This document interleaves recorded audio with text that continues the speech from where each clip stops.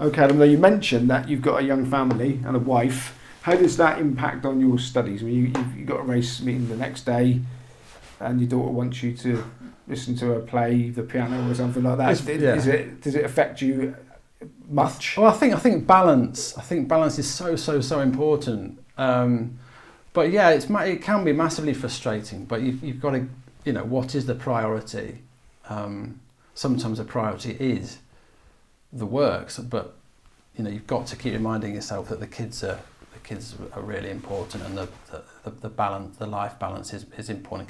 Keeping the missus on side, but I love that side of things, and I'll always make time for that, definitely. And if it means that I'm not going to study the handicap hurdle, the 0 to 105 handicap hurdle tomorrow, then I can sack it off. I'm happy. That's fine. So what is relaxation and downtime for you? Is there anything you do to totally escape racing?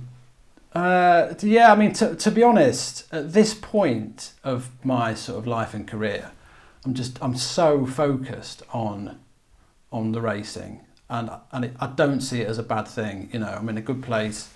But equally, as I say, it's very seasonal. I don't do a great deal in the summer, and so I spend sort of June, July, August, recharging, enjoying the garden, being in the garden, doing that sort of thing, playing golf, and really filling up time with the family. I just think that's. I mean, it is kind of weird.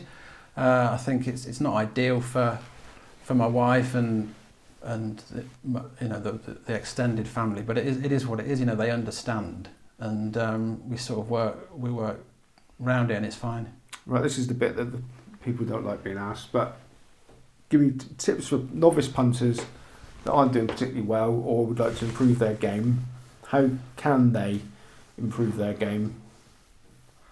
I think you've got to find a strategy that works for you, whether it's, well, it could be anything, whether it's stats based, trends based, following certain trainers, focusing on certain races, distances, or top end, low end. I mean, I came up here and most of it's low end. I mean, if we have a 0 to 140, it's like back page news sort of thing, So most of my stuff is handicap chases between 0 to 105 and 0 to 130, because that's just what I do, sort of thing. I can price them up. I've got the backstory of the horses from when they were bumper horses, and I just feel like I've got that's my thing. If I start straying out of that, then I'm sort of on looser ground. So just find your strategy and try and stick to it, and if it the problem is you'll only know you've hit on a good strategy. I'm not talking about a system, I'm talking about a strategy of working. You'll only know after several years of doing it. It can be a flash in the pan. So unfortunately, there's no shortcuts. Experience is a sort of massive thing, really. Okay, I want to cut some do's and don'ts. Give some do's and don'ts of form study. What? Any advice there? You can't. I mean, you can cut corners. You have to cut some corners, but it's best not to, if you can help it. Watching as many videos as you can is far better than just studying the form. I mean, we're lucky these days that you can look at most races, even point to points, and it's massive. But it all takes time, and that just it just comes back to specialising and not spreading yourself too thinly. And how much lateral thinking do you adopt? I'm not even sure what that means, but how much reading between the lines do you do? Yeah, do you take everything on face value, or do you think, that was a drifter, so maybe? I mean, we're talking about quite complex sort of stuff, aren't we? Really, I try and approach every race as if everyone's trying. If I'm too cynical, then I'm going to start skewing the way I'm thinking about the whole game. But you have to be. Experience teaches you that. Let's take Sue Smith's stable, for example, they're absolutely fantastic, Sue and Harvey, but the vast majority of the horses need a run, to get fit.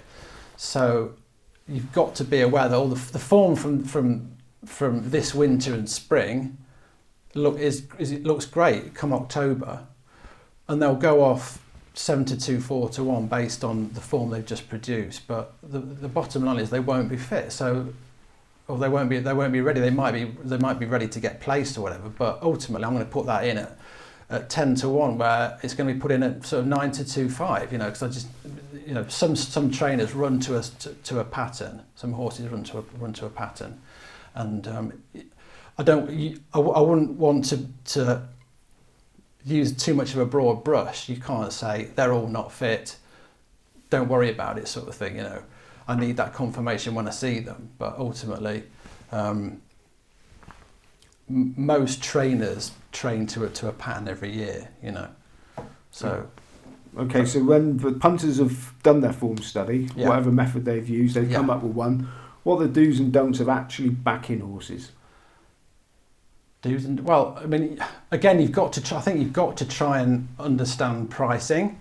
I think that is important. It's not everything, but you've got to have a point where you're prepared to walk away and say, that's too short, and I mean, it's difficult. It's difficult. It's different for me because I'm at the track, and if something's shortened, I mean, there are times when you just think, well, that's going to win, and I may bet under what I should be betting, but ultimately, if I've just got the race in front of me and I cannot see anything else winning, I'm going to back it. But you've got to have the discipline and the knowledge to know that I'm not prepared to bet this at a certain price. But what I wouldn't say is that I only bet horses at 3-1 and upwards, or I only bet horses at 5-1 and upwards because they're value. They're not value just because it's 12-1. It's not a bit of each way value. The value might be the 7-2 each way. Because it's in a novice hurdle, you've got a 7-2 shot, second favourite. That you're getting 7-10 each way, 1.7, but in the place market it's 1.43 or 4.2 or something. The 7-2 each way could be the massive value play in the race, rather than the 12-1 each way that may hit the frame but probably won't. So don't just assume that a bigger price is value, because it certainly isn't. We're talking about value. Quarter of the odds 4 places, or a fifth of the odds 5 places. These special offers seem to be popping up a lot. But what's the value there? I don't immerse myself in the minutiae of that sort of thing. I don't really bet that much each way anyway. So I'll leave the math to the cleverer punters, who know that there's 1 or 2%, here or there. I don't know, Simon, to be honest. It's so rare that I worry about each way betting. I'd rather bet 2 or 3 to win in a race than bet each way, to be honest. If I've got an angle where I don't like the shape of the market, I don't like the front 2 or 3, I'll probably back 2 at longer odds rather than throwing one dart at an each way shot. Okay. So sorry. So no, have you finished there? Is it? Yeah. No. Yeah. So one of all the things you've learnt since you've been doing this successfully, what is one rule that you've learned that you think should be a golden rule for punters that are wanting to emulate what you do? Whoa, one golden rule. Wow. Well, as many golden rules as you like. Anything that you've learnt that you think this is imperative to success? I think your mental approach is so important. It's so important, and how you maintain that level is down to the way you manage your life, really.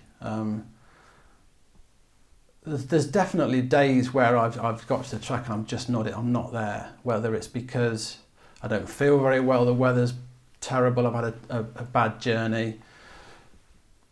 Dad passed away last winter, and that I mean, you think you're on top of it, but you're sort of not really there.